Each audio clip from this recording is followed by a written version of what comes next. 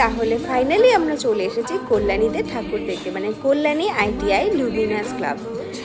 এই ক্লাবটার প্রচুর নাম হয়েছে, খুব শুনছিলাম যে ঝিনুক দিয়ে কাজ করা হয়েছে, খুব সুন্দর প্যান্ডেল হয়েছে, তাই আমরা চলে গেছি এখানে ঠাকুর দেখতে।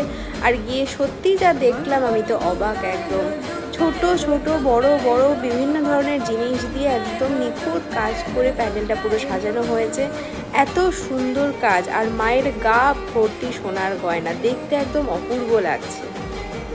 কল্যাণীতে কিছু হাতে ঘোড়ার ঠাকুর হয়েছে, যেমন রথতলা, A9 স্কোয়ার, নবাঙ্কুর ক্লাব, সবকটাই খুব সুন্দর হয়েছে। বিভিন্ন জায়গায়, এক জায়গায় হয়েছে প্রেম মন্দির, এক জায়গায় হয়েছে আর একটা মন্দির করা হয়েছে, আর এইখানে করা হয়েছে ব্যাংককের অরুণ মন্দির।